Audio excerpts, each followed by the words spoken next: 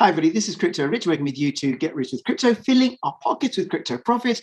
We are in the middle of a bull run, and lots of people are coming into the cryptocurrency space in order to buy and sell and hodl and trade in cryptocurrency. And what people are going to need and look for are really smart, safe, secure exchanges. Now, I'm going to be talking to one of the team at such a safe, secure, and exchange, and we're going to be finding out about the exchange. It is connected to the Blockchain Privacy, Security, and Adoption Alliance.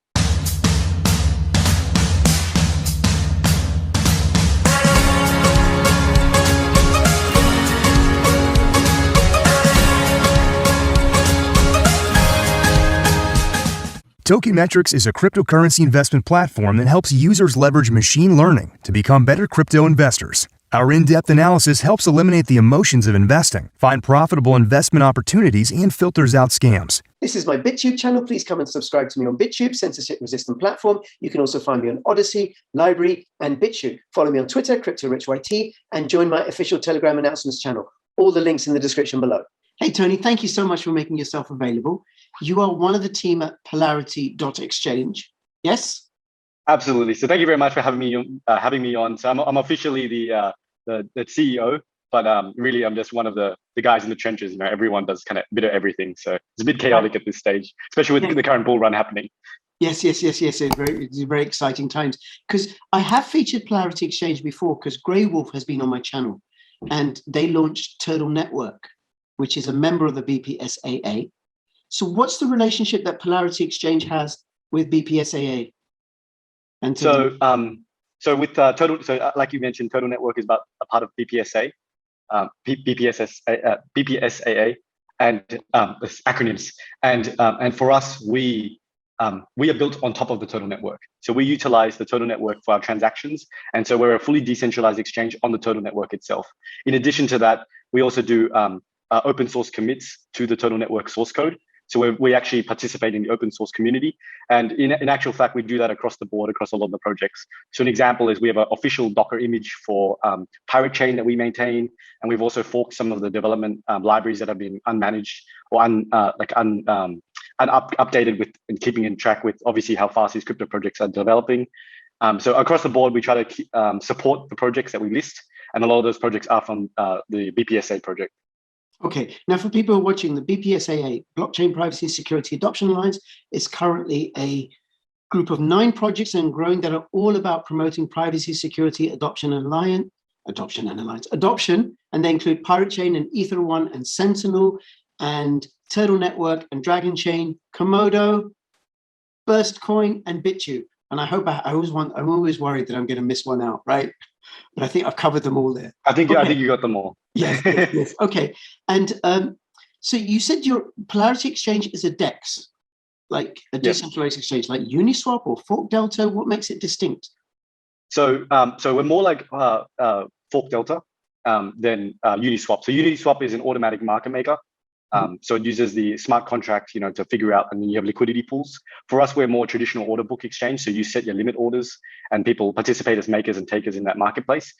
How it's a DEX though, is that the underlying transaction that occurs between the seller and the buyer of the asset is conducted by the actual network, right? So our order book, what it does is, basically the users sign transactions to say that I confirm that I want to buy Bitcoin at, $50,000, which is a crazy price at the moment.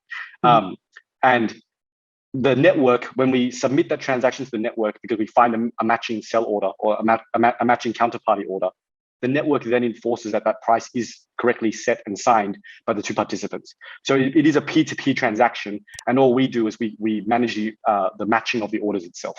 That's the difference. Okay. So then I don't have to deposit my cryptocurrency on an exchange. There's no counterparty risk. No. So in this case, you will need to be on the Total Network in terms of the tokens. So there are gateways that are maintained by a number of different operators that allow you to deposit Bitcoin to the actual Total Network, but you're not depositing it to Polarity directly. We do operate a number of those gateways, but those gateways, depending on the technology, we publish the addresses so anyone can audit the balances that sit on Total Network and say that the amount that was deposited of, let's say Ethereum, matches the amount that's currently circulating on the Total Network.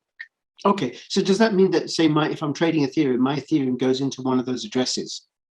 Correct. Yeah. And that address is decentralized, or? In terms of the gateway? Yeah.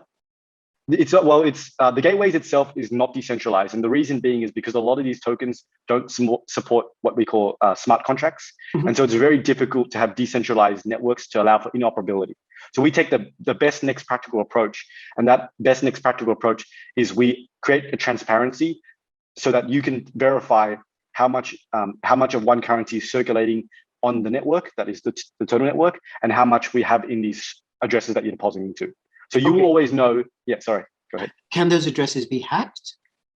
No. So I mean, those addresses we manage in a very secure way, and we publish how we manage that, and so we use and we also cover the balance in the hot wallets and cold wallets. So if there's an issue that's stemming from an error on our side, we'll work with the users to resolve that. Right. Okay. And have you had any issues? No, not a single cent has been lost in the gateway system, which we're very proud of. We work very hard because functionally, that's an element that we see that there's the potential risk, right? And so we provide the transparency so that if there's ever an issue, we can't hide it. Whereas if you look at a centralized exchange, when centralized exchanges get hacked, you have no idea what the business will then do. Will they hide it and try to cover the losses? Will they just not disclose that there's now a gap in their reserve? I mean, and you have no idea what the reserve is currently doing. So an example is the exact amount of USDT that circulates on TN is the exact amount that is in the deposit addresses that we circulate for our users.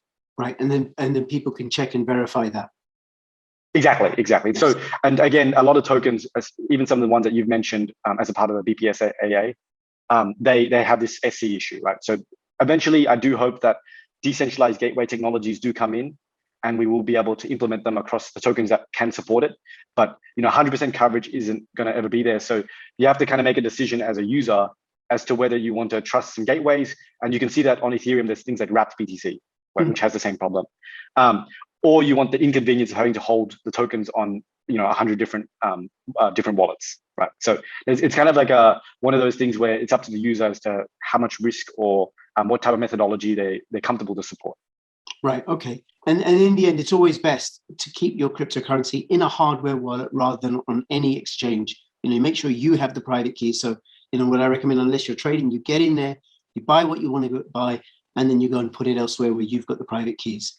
Always. I think maybe this is where we kind of disagree. So we have a white paper about our security implementation. So we didn't sell a token. It's just a technical white paper to explain to everyone our perspective on security and hardware wallets specifically. So, I mean, as a company, we don't actually believe that hardware wallets are a very good solution to holding cryptocurrency. And respectful. Oh, really? Tell us why, Tony. I'm fascinated. I've never heard that before. Yeah. So basically, the issue with hardware wallets, and I mean, we've seen that people lose their hardware wallets. You also see that people can do man-in-the-middle attacks on the physical hardware wallet itself during the delivery transit process. And so there's some documented cases of that. In addition to that, the firmware support of your hardware wallet, the potential of a catastrophic event that occurs in your house. And at the end of the day, if you have a hardware wallet, you're going to store a backup key, a backup seed for that hardware wallet. And so where you're going to store that in a way that it isn't going to be physically risks, not have the same physical risks as your hardware wallet itself. So example, if you store on a piece of paper in your house, then your house might burn down, and now you lose both the hardware wallet and that piece of paper. If you store it online or in a password vault or on your computer, it's got the same risks as any seed or any private key that you store. So our perspective, and this is something that you will get if you come onto TN. So this is a feature that we added universally to TN, so security capability. And in Polarity via our exchange, you can enable this feature, but it's at the network level. What we allow you to do is something called on-chain two-factor authentication. What does that mean? When you trade on central, there's a whole white paper on this.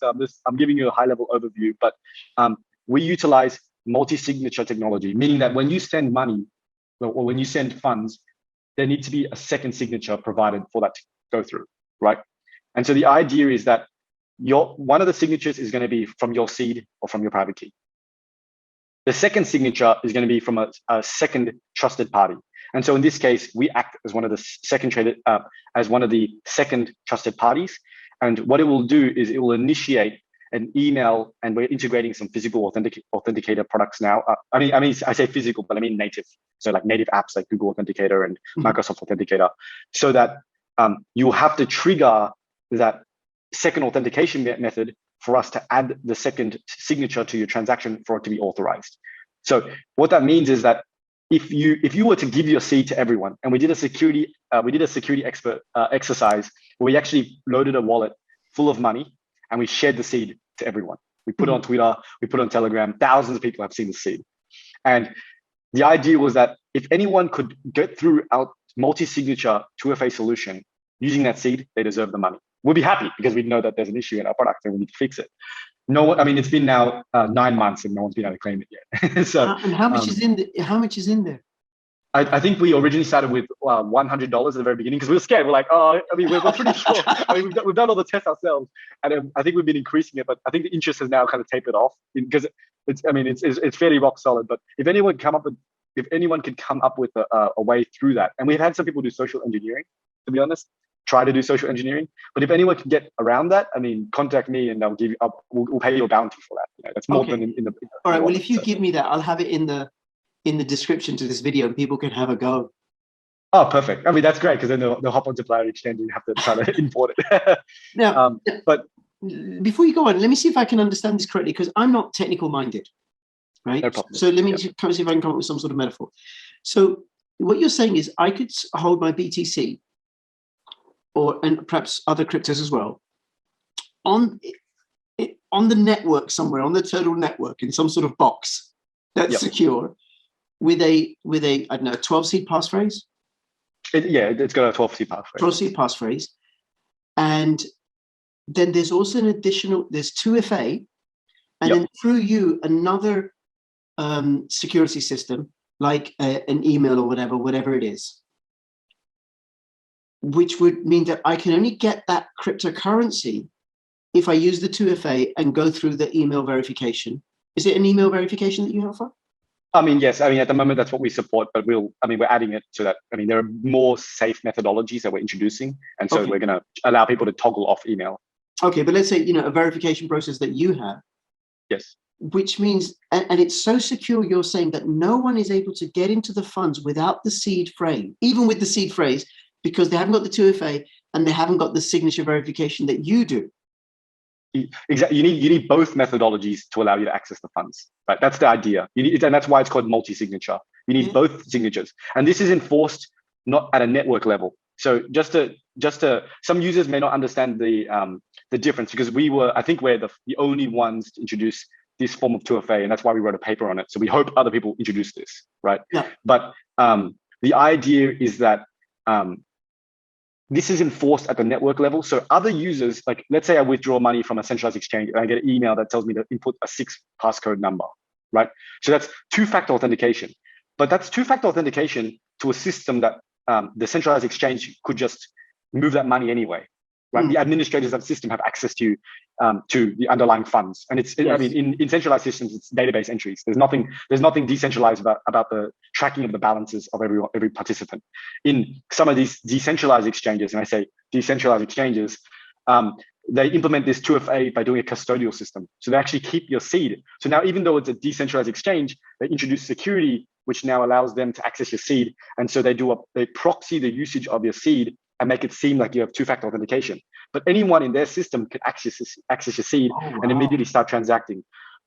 Our two-factor authentication is enforced at the network level. So no one on the network can pull any money from that account unless they have at least 2 of the signatures to authorize it. And that's what we enable. That's amazing. And I didn't know that. That's incredible. Yeah. Okay, and so why is that better than kind of a hardware wallet, right? Because all the risks and all the things I mentioned, it's now much more convenient, right? Because you can still access your seed and you can access your account, and we have a way that you can store your seed. We have a security product as well, which allows you to store your seed securely, as if you were to encrypt it on your local device before sending to us. So when you retrieve it, you have to decrypt it locally. So there's a convenience to accessing the seed. And so what that means is that our users can access decentralized services without having to carry around a hardware wallet, without having to remember a seed phrase or private key, without having to be scared that if they accidentally copy and paste that into a chat with their friend or post that on some sort of a forum, all their funds will immediately disappear. So that's why our solution, we think, is more secure and actually more accessible than hardware wallets. Right. Also because you don't have to carry it around or anything. Don't have to have a piece of paper with 12 seed phrase or in my memory. See how that Exactly. goes, right? And is this like a service or a facility that you offer that's separate from the exchange in a way? Anyone can access this on TN, and it's free. So we charge. There's no subscription cost. You just enable on the network, and you get this free. Wow, that's amazing. Okay. So again, if anybody wants to try and get, was it $100 worth of Bitcoin 9 months ago? It'll be more now, right? Try it out. I'll have it in the description, and you can try it out, see if you can get in, and then it's yours. You got it. Exactly. Okay. That's great. All right. So that's something that does make Polarity Exchange distinct. What else about Polarity Exchange is special, do you think? So one of the things that we do as well is, let's say you access some centralized exchanges, right?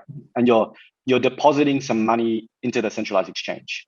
They track. Usually what is done is they track the assignment of the address that you're depositing to you. So when I deposit USDT to a centralized exchange, they now know, like, because I'm sending it from a specific source, they can link with the destination being someone's account. So as soon as you access, like, you go from being anonymous on the network. And then there's obviously different levels of privacy, like privacy at the transaction level, privacy at the account level.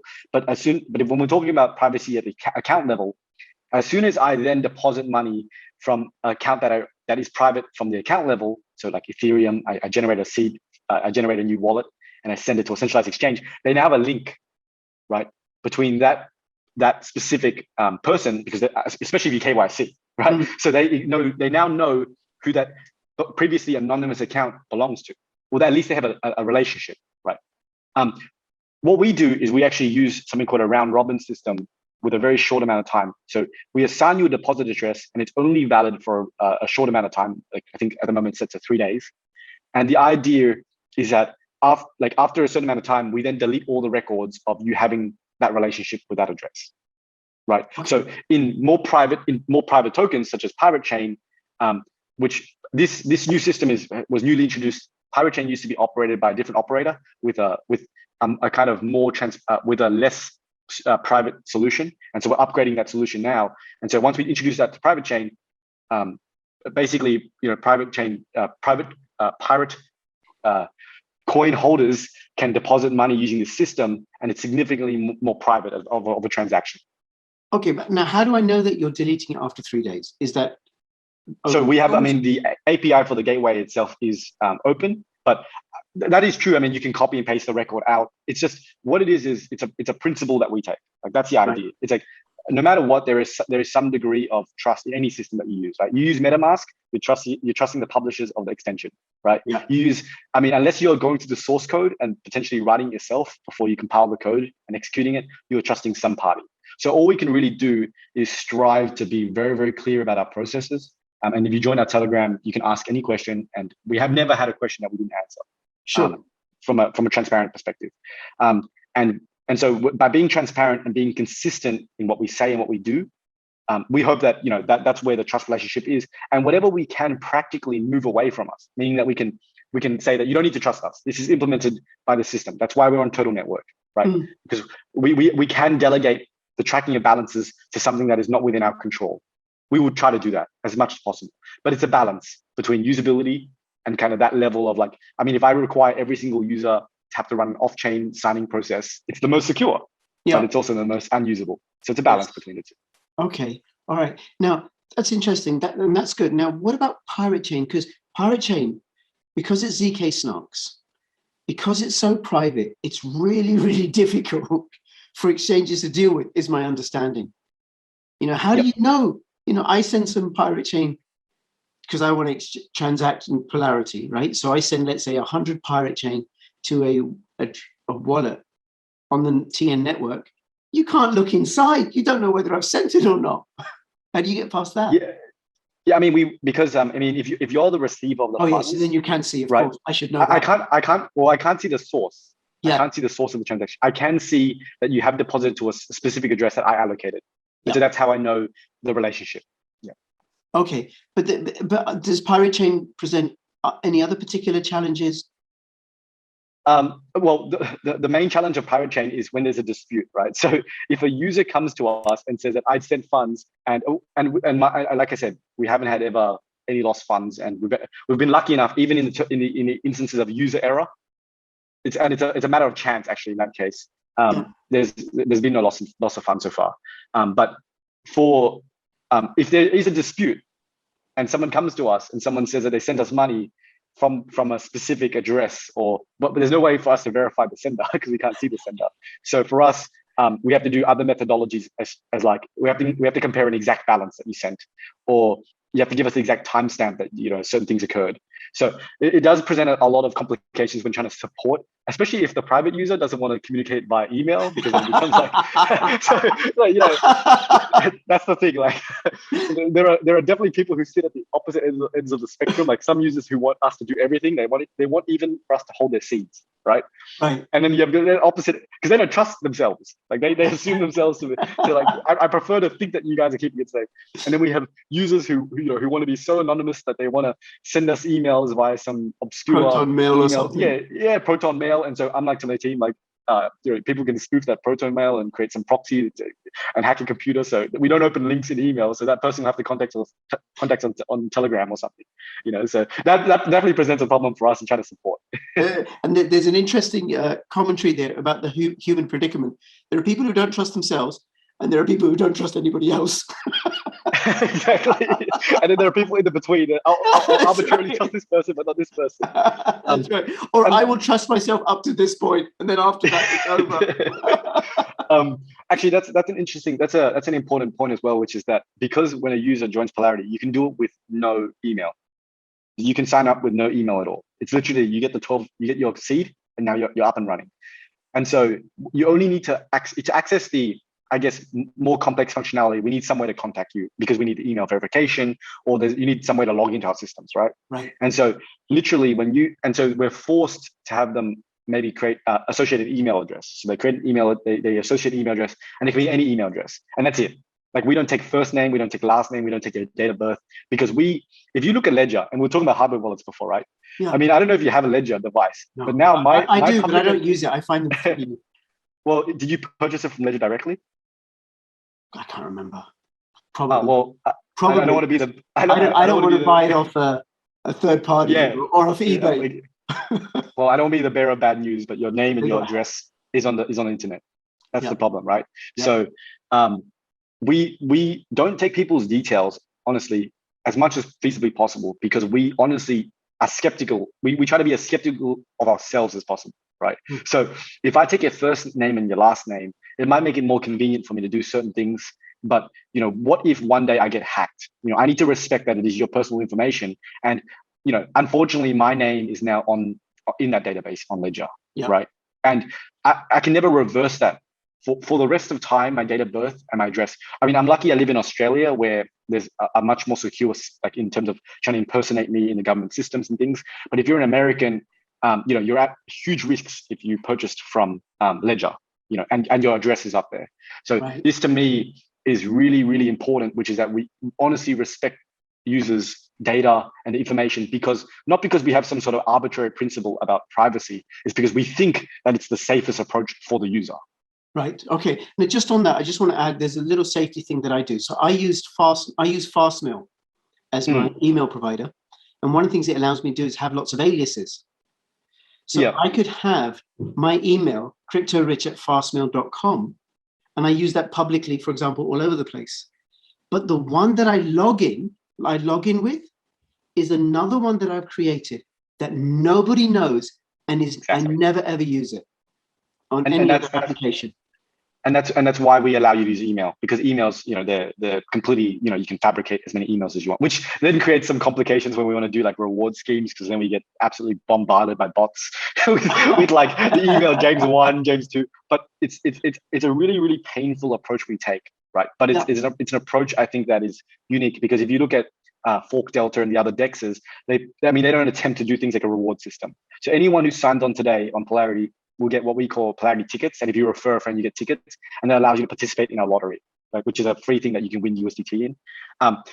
I mean, if you implement that in systems that kind of have anonymity, you're a target for bots. You just get destroyed. But we want our users to be able to take advantage of some of these benefits that centralized exchange users get. Right. Yeah. So this is why it's a painful approach that we take, but it's fairly unique, kind of trying to blend the two. Okay. Well, look, let's go to the coins, because there's so many avenues we could go, right? So one is, so you've got Pirate Chain, you've got Ether One. Sentinel. Can I go from Pirate Chain to Ether One, or do I got to go to Bitcoin and then to Pirate Chain or something? So that's a perfect example of what we thought was really unusable about a lot of exchanges, right? So the terrible thing about using exchanges for us, especially decentralized exchanges, because most people, you can make any market, right? And the markets often are scarce because it's hard to maintain liquidity on decentralized exchanges. Well, except for automatic market makers, but then there are other associated problems. So we made our exchange really simple. We kind of think of it as, you don't buy Tesla stock with Apple stock, because both assets are fluctuating, right? Like the value of one Tesla is changing. And so why did our ancestors remove the bartering system? It's because the value of the chicken that I trade with your Apple is, the value of the chicken is changing, the value of Apple's changing, right? There's no continuity of value. You wanted a chicken I bought you a chicken, but now you're saying it's the wrong color. Exactly. So this is where for us, we made it really simple. You want to go from one asset to another, you just go via a stable coin. And at the moment, the one we have available is USDT. Right. And we're contemplating using others, but USDT, because it's the most popular by far. So you want to go from Bitcoin to Ethereum. You don't need to worry about which avenue do I need to do that to lose the least amount of money, right? You'll just go Bitcoin to USDT and USDT to Ethereum. And can you do that in the back end? So what I see is Bitcoin to Ethereum, but you're doing the Bitcoin to USDT to Ethereum in the back end. No, well, at the moment, the user does those two steps, right? So they're in control of two steps, because they set the limit order, because we have the assumption that they want to know the exact price they're going to buy it at, or at least the exact best price. But you're kind of spoiling on a lot of the things maybe we're working on at the moment. So hopefully that's something that may come in the future. It may. We don't know. Who knows? Don't paint that idea. No. Okay. All right. Well, that kind of makes life easier and simpler, because especially projects like Ether One and Sentinel and Pirate Chain, because as members of the BPSA, people are discovering each other. Yeah. And they might want to say, okay, I want to get some Pirate Chain. I want to get this BPSAA token. I want to get this BPSAA coin. Where's the one place that I can go? And I don't think you have them all integrated, but plans are afoot, I hope. I mean, the problem with the coverage is some of them require network integrations as well.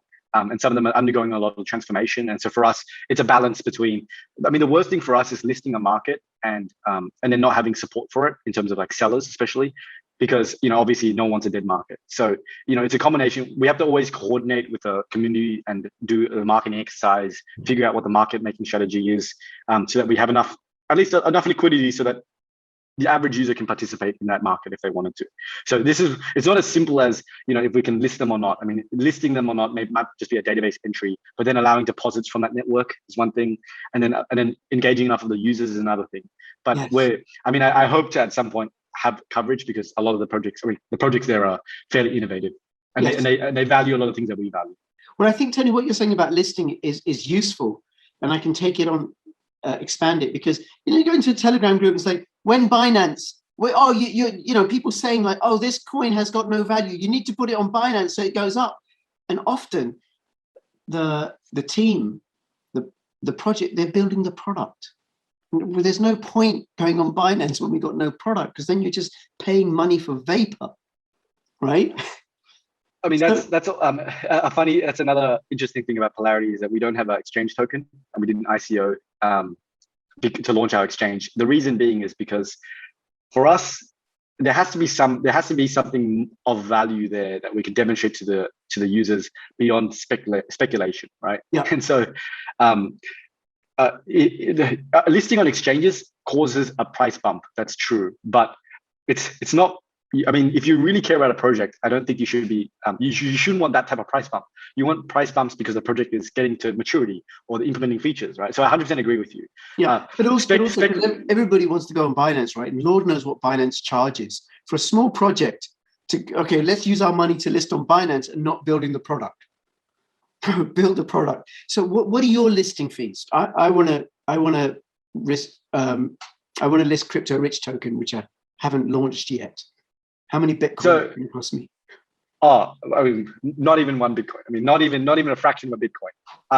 Our listing fee varies because it depends. We basically have to cover the integration costs. I mean, we functionally make no money on this across the tokens. So most of the times when we list a community, and I think Alias at the moment are raising money in their community to try to list with us. It's literally just to cover the engineering cost of integrating their network. So an example is that often what we have to do is create Docker images so that we can generically deploy their node. And we'll even publish those after the fact. So giving back to the community when we're able to. But from a listing perspective, if you wanted to list a token, it wouldn't be, it's hard to judge because maybe one day someone will come along as a really, really complex project that will be very expensive for us to engineer, but not more than a couple of $1,000. Okay. And mind you, the majority of our tokens that we list might have no cost because we might get enough community support. The BPSAA tokens, we haven't charged them for listing actually. So okay. we cop the engineering cost for those. Okay, and then how do you make your money? You take a little bit off the trading fees or something? Well, we charge 1 cent for trading. Oh my God, that exorbitant! Yes. 1 cent. And get this, fixed fee. No matter how much you trade, it's. Oh my God! We are robbers. If I transact 100 Bitcoin, it's going to cost me. You're going to cream off 1 cent. We take 1 cent. How do you look at yourself in the mirror, Tony? It's really tough. I mean, I'm crying into my bags of money. My bags of pennies. That's right. So 1 cent for every trade. 1 cent fixed fee for the trade. Correct. And if your order only fills halfway, then you only lose 0.5%. Okay, I'm now worried about you. Right? Have you got enough viability to pay your rent? Do I look skinny? So here's my perspective kind of on why we charge so little in terms of exchange fees, right? Obviously, the exchange market is competitive, but I mean, all these other exchanges, we can't be free because if we were free, then someone could spam the network costs. Yeah, because the network is being paid we do pay the network costs. So TN, the fee that is paid to the network to complete the transaction is paid by us. Mm-hmm. And so if we were zero fees, then someone could just spam the trades with no cost and trade with themselves. And then we'd have to pay the network fee. And that's why we're not zero. Sure. So 1 cent is basically the equilibrium network cost plus a buffer for the volatility of the network token itself. Okay. Now that's separate from the transaction fees, depending upon the chain. That's depending upon the coin or token. Well, the good thing about Total Network is that it supports that you don't need to own any of the native token to actually to do transactions. Right. So if I'm exchanging ETH to Bitcoin, ETH to USDT, right? I'm going to have to pay gas fees. No, you pay the 1 cent to us. We'll pay a gas fee. What? It's a unique element of it's based on the Waves platform, which is what Total Network is forked from. And so that's how the matcher works. We will pay the network fee for you. Okay. So and I'm thinking of doing this anyway, right? I don't have any Ether. Okay. So I've got some ETH.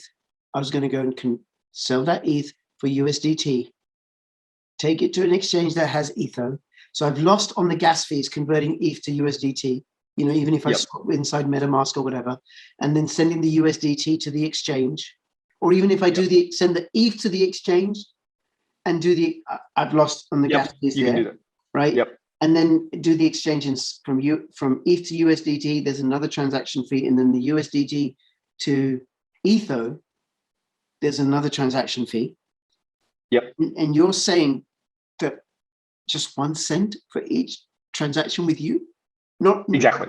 Not $100 or something. Not $100, and it doesn't matter no matter what size of the order. How do you cover that? How do you afford that? Well, for us, it's, we fundamentally believe that we think proportional fee systems, meaning that you charge X amount for X you charge a percentage amount of the fee. So if you go to these exchanges, it creates a system that is biased towards larger purchases. And why? Because the larger purchases get discounts, right? If you trade X amount, you now get a discount on that fee. Yeah. And it becomes really complicated when you introduce things like, okay, now we're going to discount you if you referred a friend, or you referred for a friend and they split the fee with you. It becomes really, really complicated. We don't want to be biased towards whales. And so we want our fee to be as low as possible because we want as many participants as possible, right? And so how do we think that we will eventually make like the money that we to sustain the business? And I mean, this is the strategy that's already being in place. The idea is that we need to build services that are kind of of enough value. So they're not a commodity service. I mean, we don't want to be just another fork delta. We need to provide services. Tony, sorry, please don't be another fork delta. No. Exactly. We don't want to be another fork delta or another DEX or another order book exchange, because it is not of that much value for users, right? But what do we want to be? We want to be a very, very trusted place for interoperability. So you can deposit your tokens with us, secure it, and you have complete transparency as to that. This is how we manage the funds. Like, this is how we manage the gateways. You can audit your transactions on one side and validate them coming out the other side. You can audit the gateway balances, right? Number two is security. We want to offer beyond what I've already explained to you, which is free. How do we further enhance that for users so that you paid $100 for Ledger? You paid $100 for a Ledger device, right? What else can we kind of think about into offering you a really premium security kind of functionality that you'd be willing to pay some money for? And there's nothing at the moment that we're charging for. Everything you see on Polarity, we don't make any money that, but that's kind of the thinking. The fourth one is, how do we provide you with the best trading tools so that either through the trading tools themselves and the underlying systems we place, they might charge a fee, right? So a good example is, I guess, trading. We might one day implement, and I'm not saying that we are or we haven't yet. Just imagining. Just imagining. Example. If we were to offer you a decentralized portfolio management tool, right? So a tool that there's no way for me to take your funds from your wallet, but you can authorize us, and this is enforced at a network level. It's not enforced it's not enforced because you trust me. The network itself says that this wallet can only be traded by Polarity. It cannot be withdrawn or deposited by Polarity. And so our tool will allow you to then, let's say, automatically hold a certain proportion of every token, right? Okay. So that's an example of an advanced trading tool that may one day be implemented. And if you think about it, a user, that might be very, very valuable to a user, because is there another decentralized format where that exists, and what is the charge? What is the cost of that? So we need to work very, very hard to innovate and implement tools so that our users feel like, the cost that we charge them, at one point when we start charging some, the cost for those services is of value, and it's not because it's the minimum amount we can get away with. Right. We want a user to be satisfied. Okay, now that sets you apart in many, many respects. I think the whole approach from, like any old white label exchange, right? We just run it. Exactly. Okay. And then what about things like DeFi and loans and staking? Am I going to be able to do that on your platform? So so everything that we do, we work towards A, making it simplified for users, and B, making it safe as users. So we are working towards some of these functionalities that, de facto might be available natively on some of these platforms, right? So, like you mentioned, staking and investment on savings or whatever it may be. But what we do is we have to spend quite a bit of time thinking about what that process will look like for a user. Right? What is the interface? How do we apply the transparency model so that even if there is some trust, users understand to what degree they are trusting us? And how do we be transparent about how we implement the system so that we can maintain that level of trust? So at the moment, the only thing you can do with on the TN network is lease TN to any of the nodes. So it is an active network, so you can gain TN back. But in terms of like trying to stake, let's say Ethereum on Polarity at the moment, it's not available. But we are working towards a really simplified way that users can take advantage of these DeFi systems without having to pay exorbitant fees to interface with these smart contracts, and B, have to audit each of these functionalities themselves. Because, you know, you stake, there's all these things that offer APY, high APYs, automatic market makers have their own risk as well. And users use it because big numbers are being posted, right? Big numbers are being posted about what returns you're going to get. But I mean, it's also because the crypto market is kind of fairly unregulated and you can say whatever you want. So you don't need to be fully transparent to the risks that are present to the users. You know, and I'm sure you're aware, I mean, there are plenty of projects out there that I mean, wouldn't even qualify really as an operating organization. I mean, that if you look at the way that people manage their ICO funds, after ICO, they held it in Ethereum. And then when the drop happened, they had to explain to their user base how they didn't liquidate any fraction of them to operate the company. So, and the entire value of the project was basically speculation on the ICO funds. This is where, for us, if we implement DeFi functionality, which, you know, that is the direction that I want us to move, it'll be in a way, in my mind, that a user, if they want to know exactly how we're interfacing with that methodology, they'll be able to find out. But if all they want to know is that they're starting to use DeFi services to gain yield, and the yield is being distributed directly to them, that's the format I would prefer. Right. That's incredible. Okay. Very good.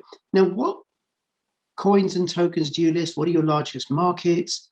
What about the community-based projects and coins and tokens? You know, like Digibyte, for example, or Litecoin. Bitcoin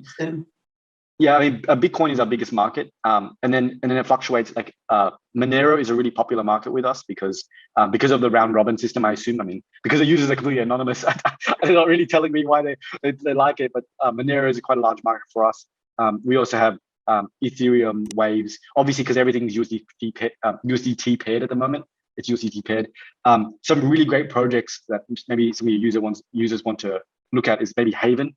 Haven is a great project. They have something called the mechanisms of the project are kind of they can look into it, but Haven is a great project that we have listed. Sentinel, you know, BPSAA, Litecoin. I mean, there's a whole list of them. So we haven't, again, we're going to get through the BPSAA tokens probably at some point if we find the engineering time versus the other tokens as well. Sure. But I think half of them or so are now listed already. Okay, and then what about growth of the Polarity Exchange? I mean, everybody's growing. Even my Shadowban channel is growing. And by the way, you should, if you haven't subscribed, you should subscribe and click the notification bell. And if you have subscribed, click the notification bell again, because I found that from a very good friend of mine. He wasn't getting any notifications because of PravdaTube's Shadowban. Thank you, PravdaTube. Now, what about the way that Polarity Exchange is growing? What have you noticed? How's it going? Can you cope with the growing demand? I mean, can we cope? I mean, absolutely. I mean, that's what I'm actually an engineer professionally, like a software engineer. So I work on multinational projects, and our team is very, very well qualified and global. So we have people from, I mean, I don't think two of our team members have met before, but the rest, we've never met each other because we're that global, and because of coronavirus and everything, sure, it's been very hard for us to try to get in contact, get physically seeing each other, you know, physically within the proximity. But the team is highly technical, and actually on our Telegram, we often talk a lot about general computer science, a lot of arguments about like privacy. So some people say, yeah, this token implements this, and so it's quantum computing, breakable, and so they post the proof and then they argue. So it gets really technical sometimes on Telegram, and a lot of times it's also casual, like Bitcoin is going up, yay! But from an engineering standpoint, I mean, engineering excellence is very, very important to us because all of us professionally come from the computer science side, and well, most of us from the computer science side, and not because we only got into it because of cryptocurrency, right? And then in terms of like the trends we're noticing, well, on weeks that it's a massive bull run, I mean, we'll get a massive influx of users and trading. Are they coming in to buy, or are they coming in to sell? Both. I mean, you can be both sides. I mean, a lot of them are buying. It's definitely buying. So when the price is high, it's going up. People come in to buy. Exactly. Yeah. And then what we actually find is that when it's a bear market, people don't sell. Tony, they just hold it. Tony, they're probably my cousins. Exactly. They read it somewhere, and that's why. No, I've been telling them for years, get it. No, and then they get it when it's in 2017 when it's gone up to 12,000, right? It goes up to 20,000, and then they're upset when it crashes down to 3,200. And I'm saying, look, buy some more. No. And then it goes up to 30,000. They're like, okay, we want to buy some now. it's actually it's actually super frustrating because basically for the entire bear market, and I've been in crypto, since like pre-2017, right? So Yeah. 2015. Basically pre this massive bull run, I buy crypto consistently, just every single month, some amount, right? Yeah. And I've been telling I tell everyone, because not because I get any commission from them buying it. Like at the time, Polarity wasn't even launched. Just because I believe that it's going to be of significance. And they still should be responsible. I don't think anyone should put all their money into any individual asset, especially when it's speculative. But I was telling them, but then when the bull run happens and they see it on CNN or something, and then they purchase it, I'm just like, I was telling you already, and I have expertise in this area, and I work in this area, and you don't believe me, and then you believe CNN. What? So that's kind of frustrating. I was telling them when it was $15. And then the worst part is when they blame you for not forcing to buy it. And you're like, do you want to see the chat? Do you want to see the chat? I have evidence. Very good, Tony. All right, very good. Tony, if people want to get involved, I mean, I'll have all the links in the description below. They can go join the Telegram group and then go check it out. Is there anything else you want to let us know? I think that, I mean, mainly as a PSA, right? A PSA for everyone. I mean, it's a cryptocurrency has a lot of tension at the moment, but it's also a very, very dangerous time, right? So you have to be careful about which projects you're investing in. And, not only a very, very small minority have the technical ability to kind of analyze whether what things are saying are being legitimate or not. And so you might find out that if you go into the Telegram of a project, everyone in that project might have a vested interest in you believing in one thing, right? So even if you have biases towards one thing, keep an eye out and maybe even do some research to try to prove yourself wrong before you invest in something. Hardware wallets, be careful with hardware wallets because things go wrong. Physical stuff. I mean, if your phone breaks and your phone is $1,000 device, I mean, what makes you think a $100 device is gonna secure you? And then how do you manage your seed fund? So be really, really critical of how you're navigating this space because you can easily lose a lot of money. But at the same time, I think it's a very, very wonderful time to get in if you're not in responsibly. Sure. But really exciting time because it is genuinely revolutionary, and yes. I cannot express why. I mean, we'd have to go talk for another hour to express why I think it's revolutionary. We will talk again for many hours. But one thing I think for you and I, having been in the space, it's really, really exciting because it's paying off now. and this is when you. So let me ask you: like, are you selling some things and taking some profits, or what are you doing at the moment? No, I've actually gone back into social work because I was like, I want to get some more fiat. Now it's tough running my channel doing a full-time child protection social work job, right? Because it's not the kind of job that I can just finish at 5 o'clock or 6 o'clock if there's some emergency kicking off with some kid. Which is actually, if you, this week, week commencing the 22nd, I think, of March, I've only posted one video this week because I've been so busy, one or two videos because I've been so busy with stuff that's coming at me in child protection social work. But I'm getting good income, covering all the bills, and then there's a little bit more. Okay, well, I'll go get some more Bitcoin. So it's not Bitcoin. I'm actually getting more Bitcoin as a proxy. Actually, the ones that I would be buying, I'm going to get some Ether. I don't have any Ether, right? I definitely want more Pirate Chain because I think privacy is going to get more and more important. Check out Haven. Check out Haven if you like privacy. They're doing some really innovative stuff. Honestly, I'm in close contact with the team there, and they're very focused as well. Crazy stuff they're doing. Really impressed. I will check out Haven on your recommendation. Is there anything else, Tony?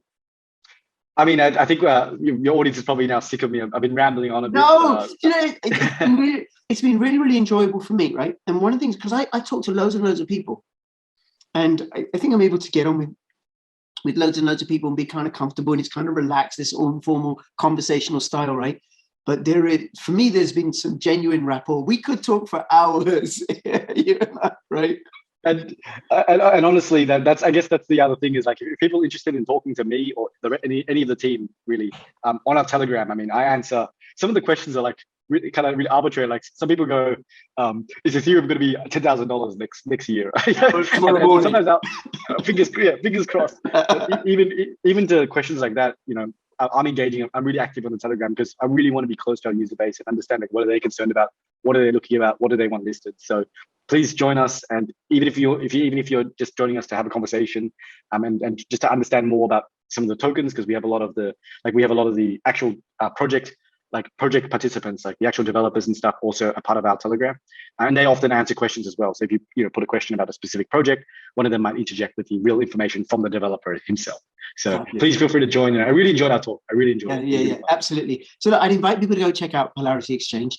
Try it out, test it. Only 1 cent for every trade when you're trading your thousands of Bitcoin. So all you whales who are paying for, I don't know how many thousands of dollars, you could trade for 1 cent, right?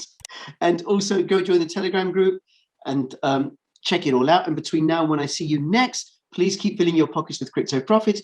This is Crypto Rich and Crypto Tony signing out. All the best. Bye-bye. Thank you very much.